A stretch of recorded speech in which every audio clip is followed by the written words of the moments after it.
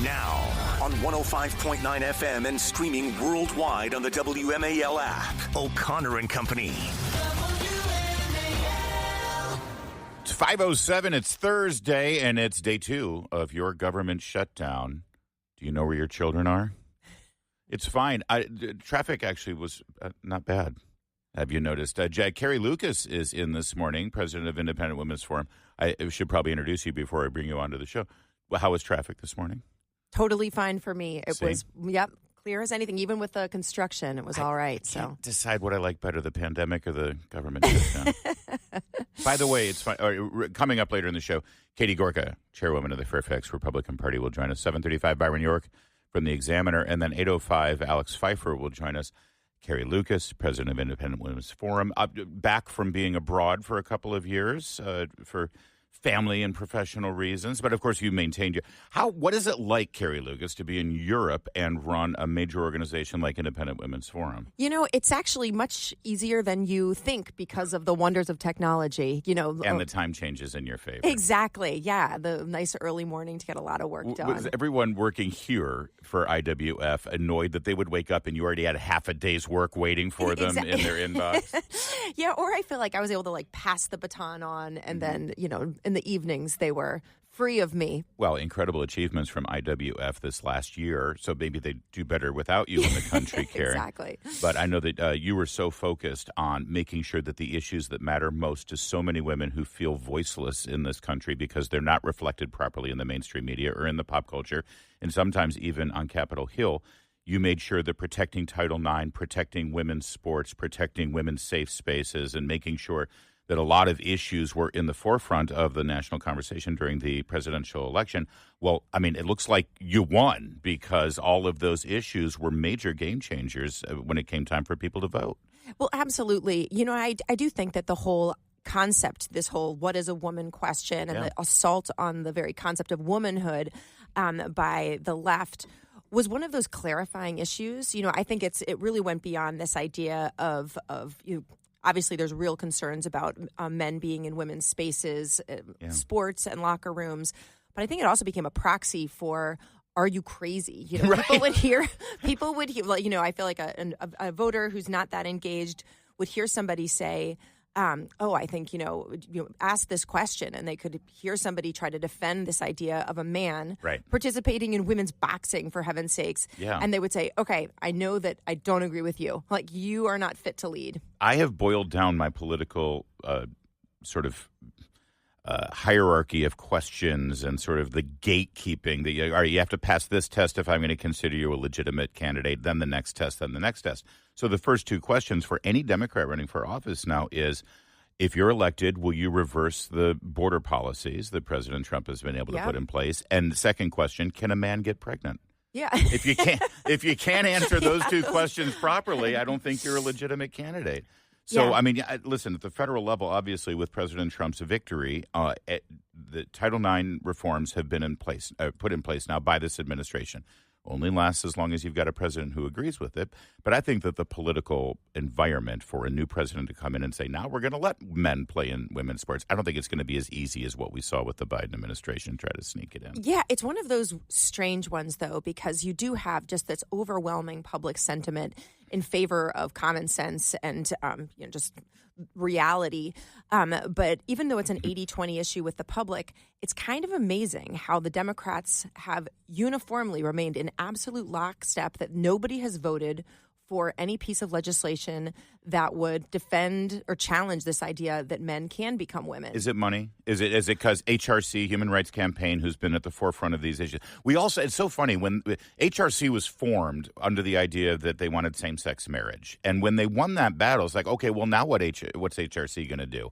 They figured something out. Now it's about forcing everyone to accept men as women if they decide to identify as a woman.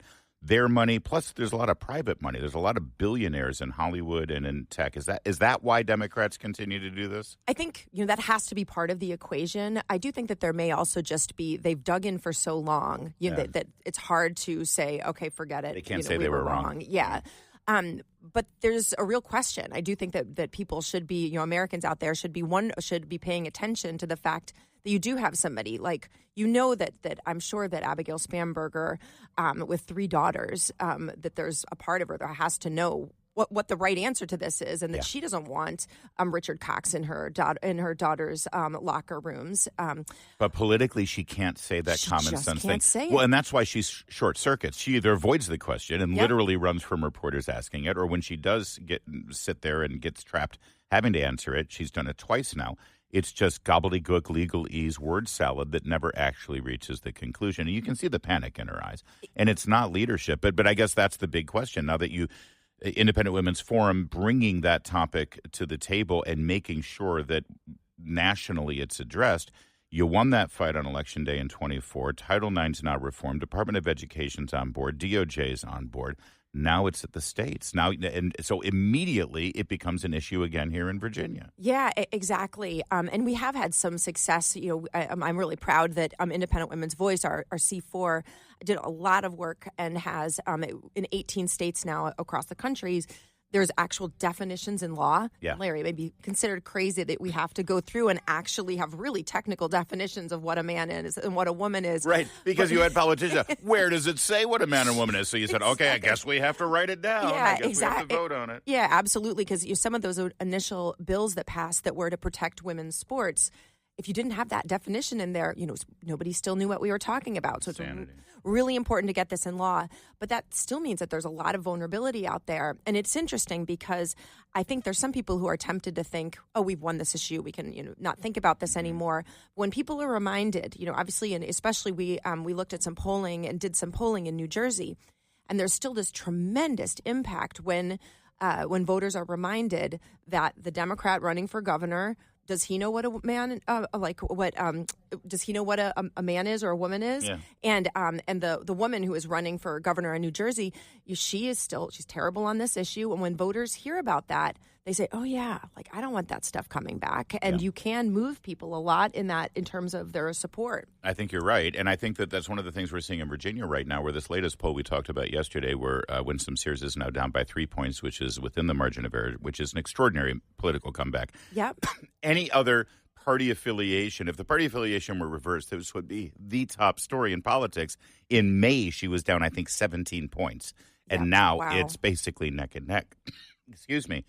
But to me, what stood out in that poll, and I mentioned it on the show yesterday, is that Spanberger, with all the hype, all the money, all the support, all the media infrastructure, still can't hit 50%. And there's 7% undecided. I think if you're undecided, it means you just don't want to say out loud that you're voting for Winston. Yeah, I think you're absolutely right. And I do think that a lot of this is going back to the school issue, which is also kind of married to this whole the gender confusion issue, because I do think that's at the root. Obviously, there's a lot going on with schools and a lot that needs to be addressed and a lot that needs to be addressed in the states. But this is, again, the fact that Abigail Spanberger can't answer that question, can't just be normal and say, of course, men shouldn't be competing in women's sports, and of course, somebody like Richard Cox should not be in a female, watching little girls change during a swim class. The fact that she has to, is the deer in headlights there, I think makes a lot of people say, you know what? She's beholden to political forces that I don't want governing my Winsome state. Sears should do that at the debate. She should just say, Abigail, why can't you just be normal for once? Just come on. Everybody knows that this is wrong. All right, I want to hear more about how IWF is engaged in this and the Riley Gaines scorecard, which I think is a brilliant thing you guys have done in terms of quickly, easily bringing attention to these issues, and then some other things that are on the horizon that you're focusing on. Carrie Lukas in all morning, president of Independent Women's Forum. We'll continue with her in 60 seconds. WMAL, making sense of the news. Live from the Home Paramount Pest Control Studios. Home Paramount, the leader in pest control since 1939. Your next $1,000 could be one text away. It's $5K a day on WMAL. The delightful Carrie Lukas in this morning from Independent Women's Forum, and we've been looking in the rearview mirror a little bit just to see how effective IWF was in the last election and how it's applying now to this Virginia and New Jersey race. You've also created this Riley Gaines scorecard for how politicians sort of fit in on these important issues to women. Tell me about that. Yeah, exactly. Riley obviously had such a tremendous impact in just clarifying this issue and really bringing it to life and getting so many people to come and start talking about it. And she's working with our C4 Independent Women's Voice, the political arm of Independent Women, and has something that's just really simple. It's called the Riley Gaines Scorecard, so you can see where have people voted, because you do have a lot of politicians who obviously don't want to have to be clear about where they are and are trying like to Abigail Spanberger. Exactly. Yeah. But the good thing is you don't have to wait for somebody to actually answer a question. You can look at their voting record. And with somebody like Abigail Spanberger, she was taking votes in Congress, and she voted every single time. She voted against protecting women's sports and women's spaces. So you know where she stands, whether she wants us to or not. It's so clarifying. I love the reporters who have challenged Abigail Spanberger on this, and voters at rallies who try to challenge her on it. And I know that there's a debate coming up, and I don't get to be a moderator, but the moderator should not ask the question, do you support these policies? The question should be, you have voted to support these policies. Explain your support for them. Why do you support Richard Cox going into a girl's locker room and exposing himself to an 11-year-old girl? It's not, do you support them? We know you support them, Abigail Spanberger, because I've got my Riley Gaines report card from Independent Women's Forum. Exactly. And it is, Larry, I think Independent Women's Voice. Sorry. It's interesting because I think that you're absolutely right, and that sports is the one that everybody focuses on because it's so tangible. Yeah. But that bathroom issue, the locker room issue, is really the one that I think parents out there should recognize. And you can say, I bet that Abigail Spanberger, if she was forced to answer that, would say, oh, well, of course, he was a registered sex offender. But how do you know? Like, how was it that the folks at Fairfax County facilities who were being presented with this man? That's right. Yeah. How were they supposed to know that guy shouldn't come in? How is it that you're supposed to, any man who walks in and says, I'm a woman, I know it's 3:15, I know the girls are about to change into their swimsuits, I want to go sit in that locker room and stare at them. How are they supposed to know who they can let in, who they can't, if you can't just say, sorry, you're a man? And by the way, it's an ongoing scandal because her party's Commonwealth's attorney, Steve Descano, refuses to press charges against him. So she can't just say, well, of course, Richard Cox. No, it's your party who's protecting Richard Cox right now in Fairfax County, and there's quite a few votes in Fairfax County. Yeah, no, I agree with you. I know that the sports thing and the competitive aspect of it and the unfairness of it resonates and it's obvious, but it allows people like Gavin Newsom to say, well, of course it's not fair for boys to compete in girls' sports. No, what's unfair is that a 14-year-old girl is going to see a naked man for the first time against her consent when she's 14. That's what's unfair, and it's damaging. It's outrageous. Absolutely. And Larry, I find it's so strange. There's, I've worked in this world and in this kind of women's rights fight for decades.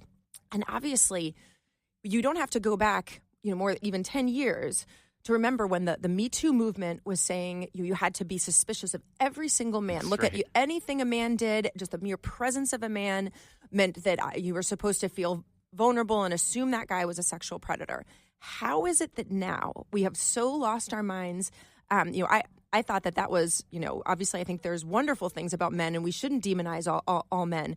But we also shouldn't pretend that there aren't sexual predators out there and say, come on in the locker room. What could possibly go wrong? There's another thing that Independent Women's Forum has been focusing on that I really wanted to hear about because it's very much forward-looking and something that the Trump administration is sort of grappling with and figuring out exactly what to do. And that has to do with home care, mostly for elderly, but also sometimes for disabled or physically challenged children, too. Women end up bearing the brunt of this in a big way. And it's amazing that our society, through everything that we have for child care and medical assistance and health care, that we really haven't addressed this amazing burden on women and families. Absolutely, Larry. And this is one that I think doesn't get enough, there's not enough conversation about it because it is a huge challenge. It's a challenge for the individuals involved. It's also a challenge for governments. Yeah. As I think everybody knows that once you have, that's a big part of Medicaid is to pay for people to be in assisted living facilities and to help with that end of life care. I just dealt with this with my dad earlier in the year, and I feel like I'm pretty plugged in on policy. I was shocked at what's not covered Exactly. and what isn't part of this process. Yeah, and that just the huge gaps in availability where you would think that this is a huge problem. It's a huge issue for anybody who goes down that, who faces these challenges, and that there are some real limitations. And not surprisingly, part of the problem is government regulation. So one thing that the Trump administration has been doing, which is just wonderful, is rolling back some regulations that have prevented the hiring or made it more complicated to hire people to come and help inside someone's home, prevent them from having to go to assisted living. There's something called the home care rule that the Department of Labor is starting to roll back. It was put in 2013 and just made it so there's a lot more paperwork, a lot more coverage, and a lot more expensive to hire that in-home care. So that's something that's in the process of being rescinded. That's great, because if we can keep mom and dad home, and a combination of mom and dad taking care of mom or dad, but they're elderly too, so they need some help now and again, and then your brothers and sisters and you lending a hand, that's the ideal model so that somebody can live out their final days in peace in their home. And government shouldn't get in the way of that. Government should encourage that. The system shouldn't be set up to sort of encourage these elderly people who are in their final days to have to be in a strange bedroom somewhere with strangers around them. Exactly. And there's one other thing I'm really excited about that we've been talking about at Independent Women, and that's is expanding a child care program, which is called, it's run by the State Department. It's called the Au Pair Program, which allows people to bring in foreign nationals between the ages of 18 and 24, and they can live in your home and provide child care on you're paying for their housing and they have meals with you, and you pay them a stipend, but it's a lot less than you would need to have in-house care. Well, we looked at this program, which is really well regarded, and said, why can't senior citizens also take advantage of this? They're more likely to have a spare bedroom, and often a big part of care is having, or of what they need, is companionship. They need somebody, if you don't have a son or daughter, if you're elderly, don't have a son or daughter living in the area, you need somebody who's there to check on you. So you're trying to make it easier and more affordable to have a foreign-born 18 to 24-year-old girl into the house to take care. Are you calling this the Ben Affleck Act? Didn't he get into trouble with that, or was that Jude Law? I'm not sure. All right, you might want to look at some of the fine print on that. It's 5:24. Coming up, we're one day into the shutdown, and everyone's lying about it. We'll expose the lies next. WMAL-FM, Woodbridge, Washington, a Cumulus media station. Making sense of the news. News Talk 105.9. WMAL. News now. Now on 105.9 FM and streaming worldwide on the WMAL app. O'Connor and Company. It's 5:37, and it's a great Thursday in your nation's capital. Thanks for tuning in to O'Connor and Company. Coming up at 7:05, we'll speak with the chairwoman of the Republican Party in Fairfax, Katie Gorka, and talk about how it's looking here for early voting turnout.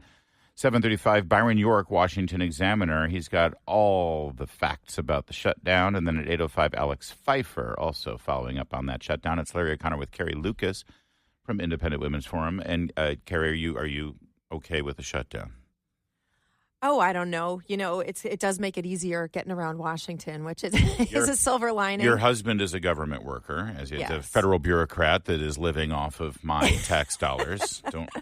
He's hard at work. He's not. He is essential. Of course, yes. He is essential. That's good to know. And it's funny. It's like we always sort of tread this narrow path talking about government shutdowns here on this radio program because we know this does affect the lives of people in our listening audience, especially if they're contractors who rely on business from the federal government but are not actually federal workers. They're the ones who get screwed here. They don't get furloughed. They don't get their money deferred. It's, that's. But generally speaking, our approach is always, listen, we know that this is media hype, that they call it a shutdown. It's not really a shutdown. Once it's put back in place, people get all that stuff. They get their furlough money back and all those things. And it's usually overhyped by the media. One interesting thing about this shutdown is that the roles are kind of reversed because it's the Democrats who insisted on the shutdown. Yep. And it's completely unnecessary. They're just doing it for political gamesmanship and getting attention because they want to show their base that they're fighting.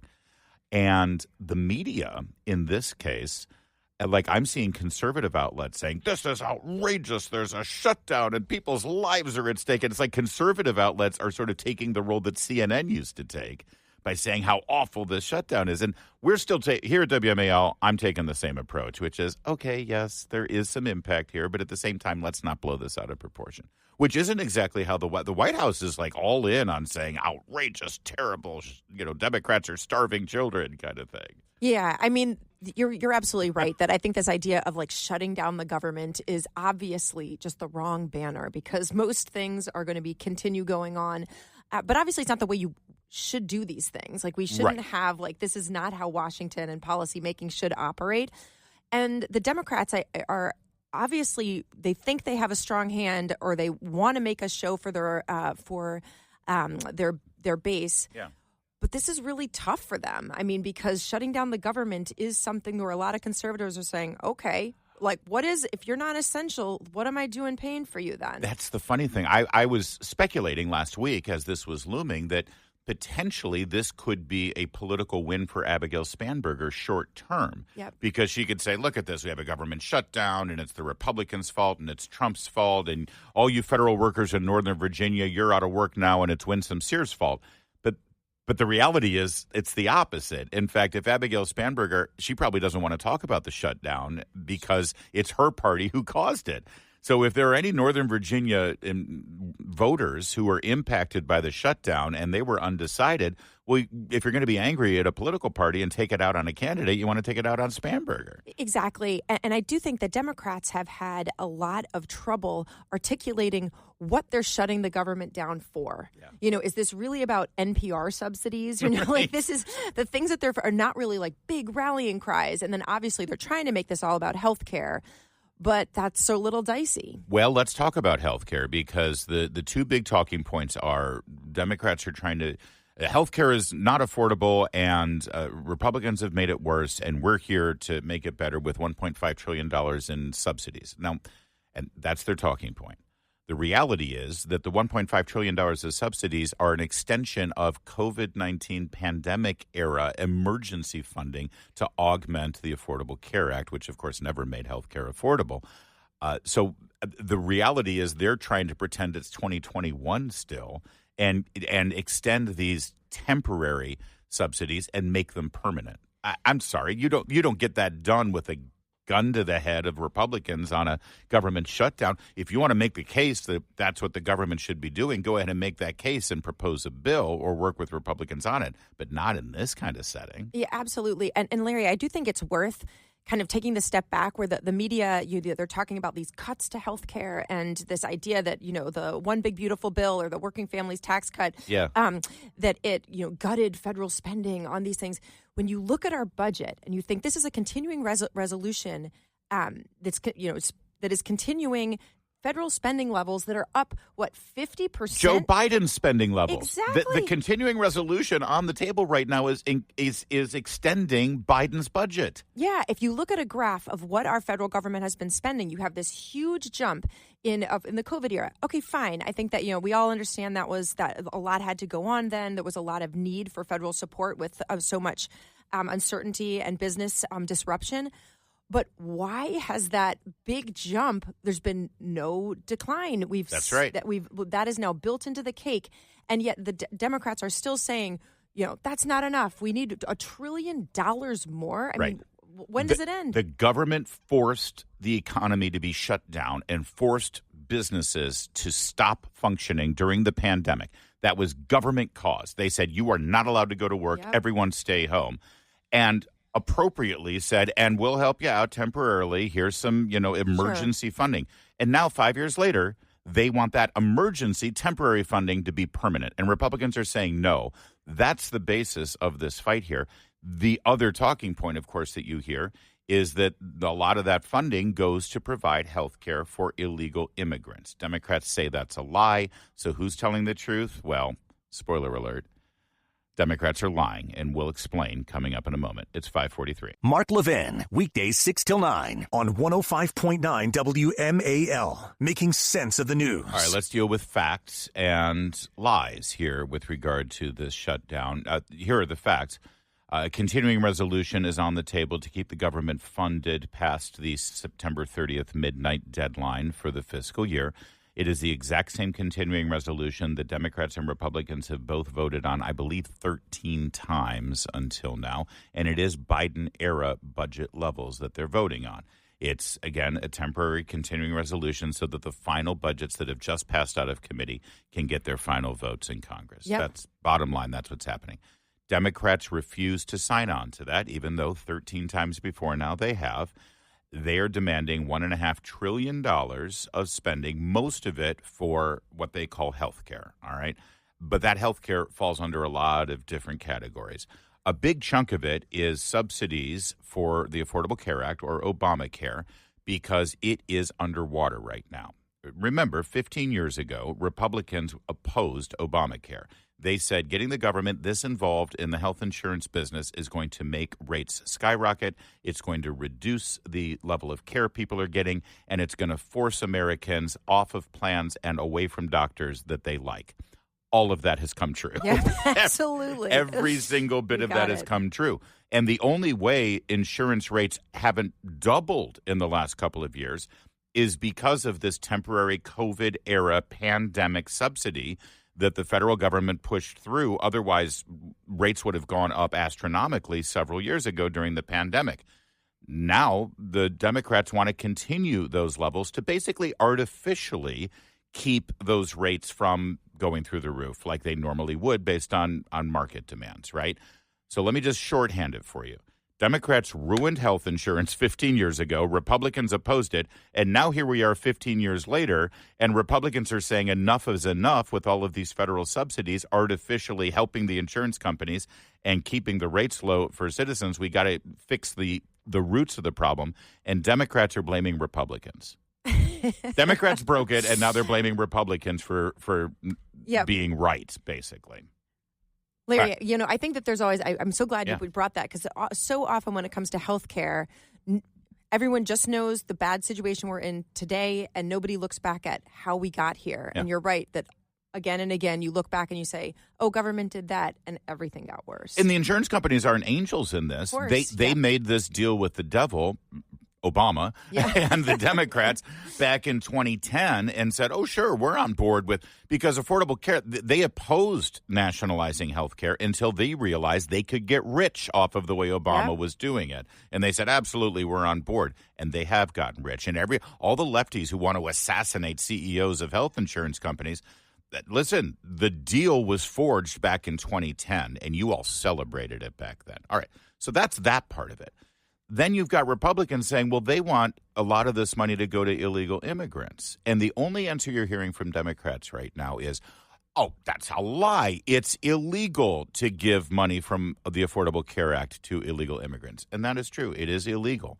It's also illegal to cross the border. It's also illegal to register to vote if you're in the country illegally. There's a lot of things that are illegal that illegal immigrants end up doing anyway. But what's at stake here is that a huge chunk of the money has gone to illegal immigrants who Biden granted temporary status to. So they entered the country illegally, they stayed in the country illegally, and Biden either gave them parole or gave them temporary protected status. And boom, all of a sudden they're getting health care. They're not illegal anymore because Biden just waved his hand and made them not illegal. The Republicans call foul on that, and they're saying, no, they should not be getting free health care. And secondarily, the second thing, and I'll let you in here, Carrie, is that states individually, Gavin Newsom, Gretchen Whitmer, Kathy Hochul in California, Michigan, and New York, respectively, and other states, including Westmore and Maryland, they have opened up and expanded Medicaid spending at the state level to include illegal immigrants. They bragged about it. And how do they pay for it? Well, they're getting these huge subsidies for Medicaid from the federal government. Now, this is not direct money that goes right from the federal government into the pockets of illegal immigrants. It goes through 3 or 4 different middlemen, including the states. But make no mistake, there are illegal immigrants in those states who are getting free health care, and your tax dollars from the federal government is paying for it. And Republicans say, hell no. Democrats say, hell yes. That's the fact. You know, Larry, and you're absolutely right. And one of the problems that Democrats have in trying to message on this is that they've clearly defended the idea of providing health care to illegal immigrants in the past. You think of Gavin Newsom coming here now and being a part of the chorus that says, oh, they're lying. Really? I feel like you've been pretty on the record on saying, come to California, get your free health care. There's a famous moment that goes viral right now from the 2020 primaries when the Democrats are debating and the moderator says, raise your hand if you think a federal health care should be free for illegal immigrants. And all of them raise their hand. Yeah, exactly. And now they're saying, we never wanted that. Exactly. How dare you suggest that we would ever want a penny of federal money going to this? Of course they do. And yeah, technically maybe these pockets are not explicitly designated for illegal immigrants, but we all know how these definitions work and how the system works. So that's the debate right now, is an extra $1 trillion. One Democrat accidentally told the truth yesterday, O'Connor of California. Listen to this one. In terms of health care, the reality is they're just not being honest. The amount of money that actually is going towards people who are undocumented is such a small portion. Okay, so wait, I thought it wasn't happening at all. They're not being honest. It's a very small portion. Okay, so first it's no money is going to illegal immigrants. Now it's, okay, sure, money's going to illegal immigrants, but a very small portion. I love the evolution of these talking points. All right, well, we'll get more into that as the morning goes on. We also have Byron New York at 7:35 and Alex Pfeiffer at 8:05 to illuminate the truth behind this shutdown and the lies that you're being told about it. And coming up, J.D. Vance took the podium at the press briefing yesterday and spoke on behalf of Republicans, and he did a damn good job. You'll hear it next. Coming up, Vice President J.D. Vance took the podium and articulated the government's position, the Trump administration's position on the government shutdown. You'll hear every bit of it, and I think you'll like it. Keep it here. It's O'Connor and Company with Larry and Carrie Lukas this morning. WMAL FM, Woodbridge, Washington, a Cumulus media station. Making sense of the news.